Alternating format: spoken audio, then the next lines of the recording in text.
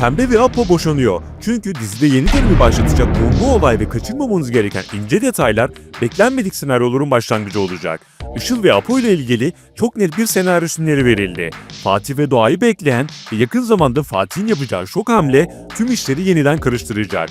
Nursema, İlhami ve Firaz tarafında ise tüm işleri değiştirecek sürpriz bir gelişme yaşanacak ve Nursema ile İlhami'nin sözü bozulacak. Kıvılcım'ı bekleyen tehlike herkes ekranları kilitlerken aileler arasında yeni kaosları başlatacak sürpriz gelişmeler yaşanacak. Birazdan tüm bunlardan daha fazlasından ve dikkatle dinlemeniz gereken bomba gelişmelerden kısaca bahsedeceğiz. Şimdi hemen videoya geçelim. Satürn ayağına Apo'ya yakınlık kuran Işıl ve evdeki problemleri bahane ederek soluğu Işıl'ın yanında alan Apo dizide yeni bir dönemi başlatacak. Herkese din dersi veren ama ahlak bilgisi olmayan Abdullah otellerinde kumara ve içkiye karşı gelir, Fatih'e imam nikahını ihmal etme ancak iş kendisine gelince istediğini yapmakta serbest. Işıl ise lafa gelince Alev'i eleştirir, Alev'in Abdullah gibi biriyle nasıl birlikte olduğuna ve hatta çocuk yaptığına şaşırır fakat ilk fırsatta Apo'ya elini uzatıp odasına götürerek rengini belli etti. Kısacası beklediğimiz gibi Abdullah ve Işıl işi pişirdiler. Alev mezarında ters döndü, Pembe ise yakında evinde ters dönecek. Bu konudaki senaryo isimleri çok net bir şekilde verildi. Zamanında Apo'nun Alev'le yapamadığı senaryo Işıl'da yapılacak. Çünkü Apo yine aynı hatayı yaparak aynı döngüyü yaşıyor. Hatta Alev'e söylediklerinin aynısını bu sefer Işıl'a söyleyerek artık kendi hayatını yaşamak istediğini belirtti.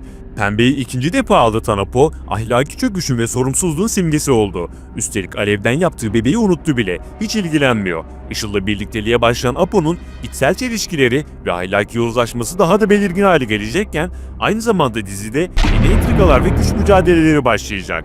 Bu ikilinin ilişkisi bir süre gizli devam edecek. Ancak en geç 3 bölüm içinde ortaya çıkacak ve asıl büyük kaoslar başlayacak.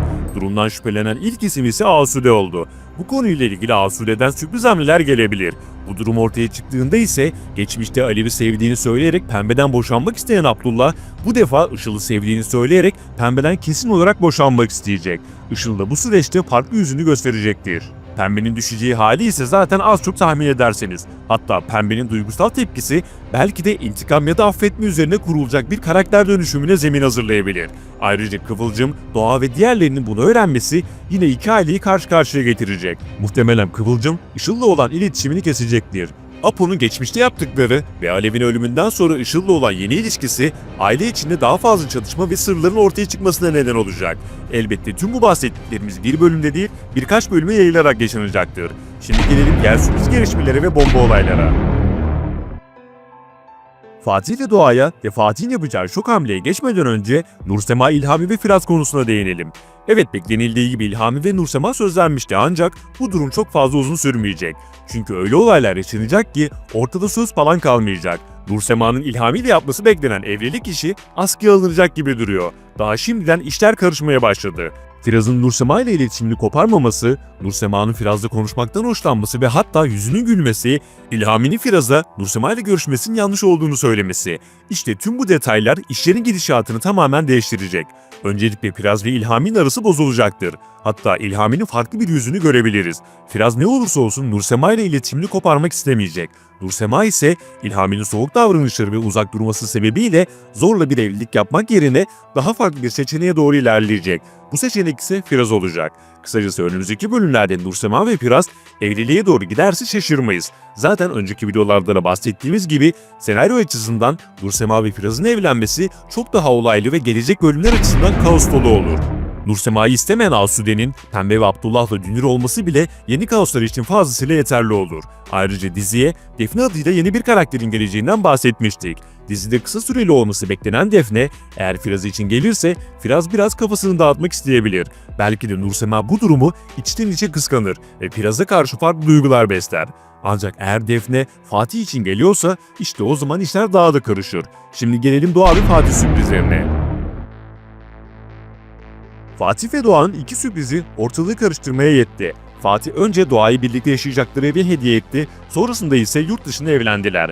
Zaten Doğa okulda yoklama kağıdından çok evlilik cüzdanı imzaladı. Bu durum özellikle Pembe ve Nilay'ı adeta çıldırttı. Geçmişte kendisine yat alınan, oğlu doğduktan sonra ağırlığınca altın alınan, annesinin borcunu gizlice ödeyen, Ünal'ların desteğiyle annesinin başarılı bir ameliyat geçirmesini sağlayan Nilay adeta kıskançlıktan çatladı. Pembe ise Kıvılcım'ın hamileliği bir yana evin Doğan'ın üzerine yapılmasını ve yurt dışında evlenilmesini kaldıramayıp sağa sola sataşmaya başladı. Çünkü hiçbir şey kendi istediği gibi kendi kurallarıyla olmadı. Doğal olarak bu da Pembe'yi çıldırtmaya yetti. Sonucunda ise aile içinde soğuk rüzgarlar esti ve esmeye devam edecek. Büyük bir aile içi karışıklık bizleri bekliyor. Hatta Mustafa bile deliye dönecek ve Nilay'la araları hiç olmadığı kadar bozulacak.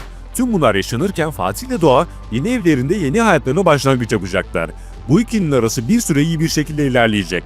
Fakat birkaç bölüm sonra Fatih'ten yine şok hamleler bekleniyor.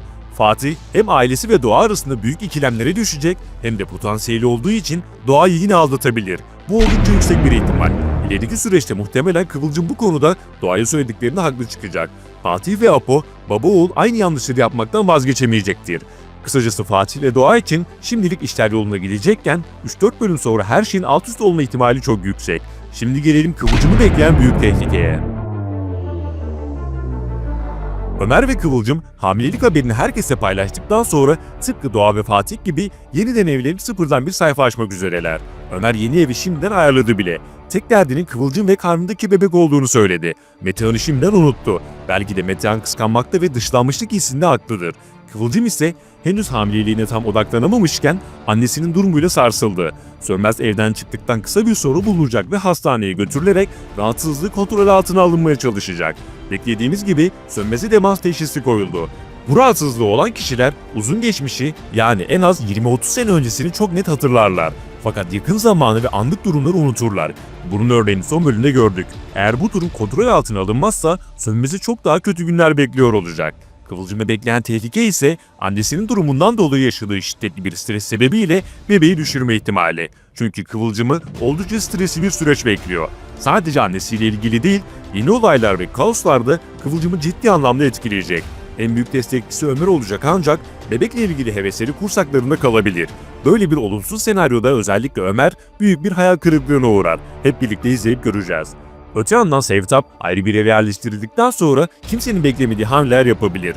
Önceki videomuzda bir ilişkiye başlayacaklarını söylediğimiz Sevtap ve Haluk, Sevtap'ın yeni evinde kafayı bulabilirler. Böyle bir durumda Sevtap'la Haluk'un yakalanması ve yine aile içinde soğuk rüzgarların esmesi beklenir. Diğer yandan dizinin neşe kaynakları Leman ve Kayhan ise yeni olayları öğrenerek verecekleri tepkilerle herkesi güldürmeye devam edecekler.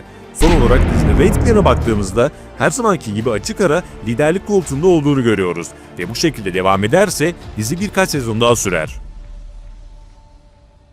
Yeni videoları kaçırmamak ve anında haberdar olmak için kanala abone olup bildirimleri açabilirsiniz. Videoyu beğenerek destek vermeyi ve diziyle ilgili fikirlerinizi yorumlarda belirtmeyi unutmayın. Bir sonraki videomuzda görüşmek üzere. Hoşça kalın.